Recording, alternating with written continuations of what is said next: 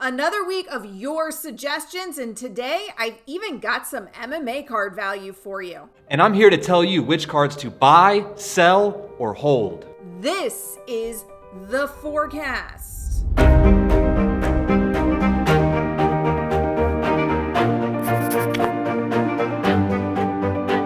Hey guys, welcome to another episode of The Forecast. I'm Amber Wills and happy to be back here hanging out with you on another Thursday. An action-packed show today. We do some basketball, we do some baseball, we do some hockey. I've even gotten some MMA for you. I don't think I've ever done MMA on this show before. So I'm excited to get into all of that. 5 cards. We cover it all. But before I jump into that, I want to remind you guys that this episode of Sports Card Investor is brought to you, of course, by our friends at eBay. Your number one spot for cards and collectibles with the largest inventory of sports cards from basketball to soccer. And with buyers from all over the globe, eBay is the leading place to buy, sell, and invest your cards.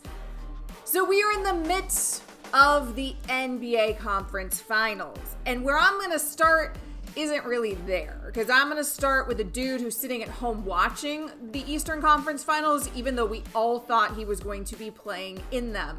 And that is Joel Embiid. Now, this suggestion comes to us from Sports Card Kid, so let's get into it. Sports Card Kid, let's talk about Joel Embiid. Of course, on the number one seeded 76ers, they lose to Atlanta Hawks in Game 7. A bit of a shocker last week. And now Joel Embiid and Ben Simmons, there's tension there. We've been hearing that there's tension between those two stars for years inside that locker room. And it appears that that isn't inside the locker room anymore. That seems to be pretty public. Joel Embiid comes out after that Game 7. He basically calls out Ben Simmons. He calls him out for not taking an open dunk. We all know Ben Simmons with his shooting woes. So the 76ers seem to be imploding.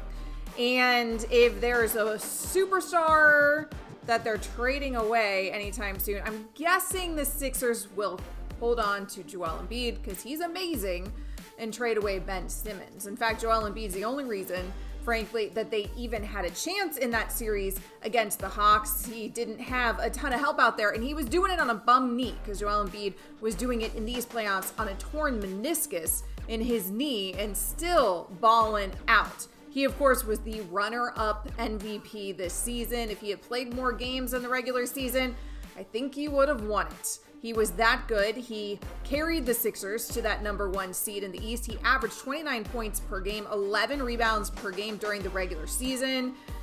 And during that series with the Hawks, 20 points per game, 13 rebounds per game. So let's get into what's been going on here with Joel Embiid's cards, because the 76ers overall disappointing. It appears that the process, we're like 8 or 9 years later now, and the process appears to not be working.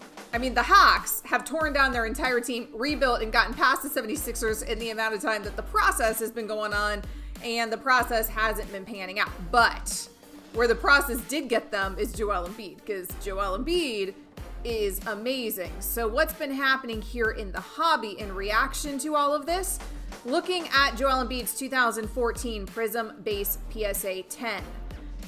That card is down about 25% over the last 30 days. If we take a look at his 2014 Select Concourse PSA 10, that card's down 25% over the last 30 days. So over the last month, even though Joel Embiid was doing everything he could on a torn meniscus to keep these 76ers in the playoffs, not so all about Joel Embiid in terms of value. Now, I'm one who thinks Joel Embiid is an absolute monster. I absolutely think he's one of the best players in the NBA, and I think the future's bright for him. The 76ers can kind of figure this out. What do you think? What do we do with Joel Embiid's cards? Do we buy them, sell them, or hold them? So Philadelphia 76ers star Joel Embiid is going to be a hold for me, even though they were recently knocked out of the playoffs by the Atlanta Hawks. Joel Embiid is one of the best players in the game. He just missed winning the MVP award this year. So I think that they're going to continue to build around Embiid, whether that's with or without Ben Simmons. So the fact that he was able to increase his three-point percentage and points per game over the past 2 years, I think is showing how versatile of a player he's becoming. And for those reasons, at just 27 years old, I'm currently holding because I think there's a lot more legacy that is to be written and also more room for his card prices to grow. Colby S. wants us to switch gears and talk about some NFL. Let's talk about Jalen Hurts. Now, Jalen Hurts, the second-year quarterback, he is the starting quarterback for your Philadelphia Eagles. Of course, they moved on from Carson Wentz in the offseason, so Hurts is most likely the starter up there in Philly. He appeared in 15 games in 2020. He had 4 starts in 2020. He finished that year with 6 touchdowns, 4 interceptions, but he still looked better than Wentz, even though it was limited action for Jalen Hurts. I'm one who was really high on Jalen Hurts coming out of college. I think I've talked about it on this show before. I had this crazy idea. I'm a Dolphins fan.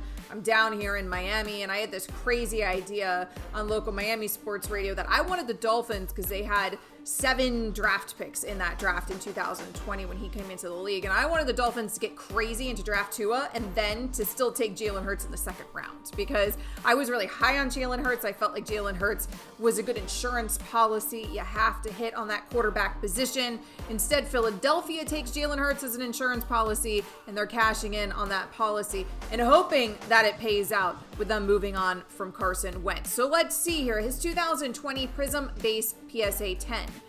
Now, just looking at the last month, his card's down about 9% over the last 30 days. That's not much at all. Not much movement. We know anything less than 10% is basically pretty stagnant. Of course, here we are in the NFL offseason. His 2020 Mosaic Base PSA 10. This one over the same time period is down slightly more, about 14%, but nothing great, nothing crazy here. Now, do we buy, do we sell, or do we hold? Staying in Philadelphia, for Jalen Hurts, he's going to be a buy for me. Coming into this upcoming season, the Eagles are going to have a full and healthy roster. Last year, their offensive line was decimated with injuries, so the fact that now they're going to have a healthy offensive line with guys like Lane Johnson and Kelsey is only going to help Jalen Hurts going into next season. And one other aspect of Jalen Hurts I like is the fact that he plays in a very suspect NFC East. So I think that them playing in a weak division is only going to maybe cause them to get into the playoffs or maybe to get a wild card spot. So for those reasons, I do like Jalen Hurts as a buy. Not to mention them bringing in Heisman Trophy winner Devontae Smith to help at wide receiver is only going to benefit Jalen Hurts going into the 2021 season. So we covered some basketball, we covered some football. Let's move on to some baseball. Let's just hit all the major sports here in North America. Scotty B DM'd me. He wants to hear about Miguel Cabrera. So let's do it. Of course, the legendary Marlins and Tigers first baseman, one of Major League Baseball's all-time great hitters, closing in on 500 career home runs. And that's really what he's doing at this point in his career. He's just kind of trying to hit a couple of those career milestones. He's 38. He's not playing super well anymore. He does have 2,910 career hits. So will we see Miguel Cabrera play until 3,000 career hits? Quite possibly. Investors could be looking for bumps from the milestones once he does hit those milestones. And then, of course, normally in the hobby, you get a bump in when you retire, and you get a bump in terms of a Hall of Fame induction as well. So that's what we'd be looking for here in the hobby in the future for Miguel Cabrera. In the near future, I think, really sooner rather than later. Let's take a look at his 2000 tops traded base PSA 10. Now, over the last month, this card is down 42% in value. So he is taking a hit here. His cards are taking a hit. As I mentioned, not playing so great this season. His 2000 Topps Chrome traded base PSA 10 is down 24% over the last month. So what do we do here with Miguel Cabrera's cards? Do we buy? Do we sell? Or do we hold? Miguel Cabrera is going to be a buy. I think this is a guy that's one of the best players of his generation and a guy that is still doing it. I'll always remember in 2012, he was able to win the Triple Crown Award, which is basically being the league leader in runs batted in, batting average, and home runs in the same season. The last guy to do that in the major leagues was way back in 1967. So I think that is going to be something that's going to help hold his card prices even after he retires. Now, if you look at his resume, he has a World Series championship, he has an MVP, he has Silver Sluggers. So I do think that he has the accolades that's going to get him into the Hall of Fame, and that's another reason why I am buying Miguel Cabrera. Now, I told you I was going to give you some MMA on today's show, so let's do it. Austin T wants to hear about Conor McGregor, of course, one of the biggest names in MMA, and the world's highest paid athlete in 2021, according to Forbes, which frankly I was shocked by. He made $180 million in 2021. Along with his MMA career, of course, he fought and lost to Floyd Mayweather in a pro boxing match. He is set to fight Dustin Poirier at UFC 264 on July 10th. His key 2013 Topps Bloodlines rookie has an extremely low pop. It's also extremely expensive. With his 2013 rookie so expensive, collectors often opt for non-rookies like his 2017 Topps Chrome. So let's first look at that rookie. His 2013 Topps Bloodlines UFC Base PSA. There's only 13 of these in circulation. That card is up 374% over the last 365 days. So if you are one of those 13 owners, you are sitting pretty on Conor McGregor's rookie cards. However, most of us aren't those owners, and most of us can't afford to be those owners. So let's take a look at his 2017 Topps Chrome UFC Base PSA 10. Maybe the next best option, a little higher pop, still under 100 of these. Down this card, 14% over the last year. So these two cards have gone dramatically different directions, although 14% is nothing crazy. We do know Conor McGregor, apparently highest paid athlete, and has certainly had very high profile fights, high profile wins, some very high profile losses, and lots of shenanigans outside the ring, and including some things that frankly have been very disturbing outside of the ring as well. I'm not high on Conor McGregor as a person, but obviously a huge star in Ireland and in this country in terms of MMA and whiskey or whatever other stuff he has his hands in. So what do we do here with Conor McGregor? Do we buy? Do we sell, or do we hold? UFC fighter Conor McGregor, he's going to be a hold for me. This is a guy who's considered an icon in this sport and one of the most entertaining fighters that we have seen in the octagon. The fact that he is fighting next month, I think, is only going to bring more attention to him and his card market, especially if he can win. So that's definitely something that I'm keeping an eye out on. But from a long-term standpoint, this is a guy who was able to make an unbelievable impact on the sport of UFC and was able to bring a broader audience into watching.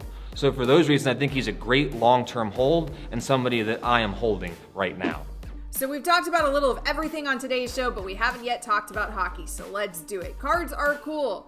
Wants us to talk about Sidney Crosby, so let's talk about Crosby's cards. Now, of course, the Pittsburgh Penguins captain, the number one pick in the 2005 NHL draft, considered one of hockey's all-time greats. Hockey continues to grow in the hobby in terms of its popularity. Not many sure things in the hobby, but Sidney Crosby is probably one of those sure things in the hobby. 2005 Upper Deck Young Guns PSA 10. That's what we're looking at right now. That card over the last year is up 171% in value.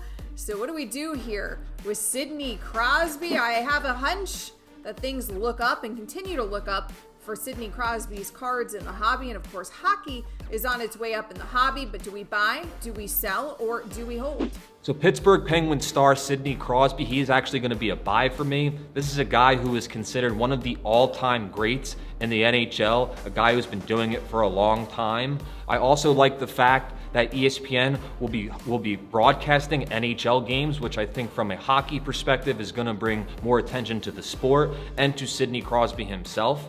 Now, from an accolade standpoint, he just screams that he's going to be a Hall of Famer. He has 3 Stanley Cup championships, 2 Ross trophies, and 8 All-Star appearances. So this is a guy that's going to be a shoo-in as a Hall of Famer.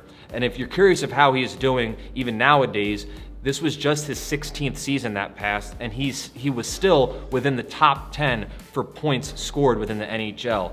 So for those reasons, he's showing that he has the longevity and still playing at a high level. So for those reasons, I'm buying Sidney Crosby. So that'll do it for today's show. Guys, I want to remind you, please, under the YouTube right here, go ahead and leave us who you want to hear about on next week's show. We have been compiling all of them. You can also DM me on my social media platforms, or just go ahead and publicly mention me, write to me, AmberW790 on Twitter and on Instagram. I appreciate the support. You can hear me on ESPN Radio this week. I'm on Sunday morning, 7 to 10 a.m. on Best Week Ever, co-hosting alongside Peter Burns. And I'll be back again right here on Sports Card Investor next Thursday with more of your suggestions. And as always, guys, happy investing.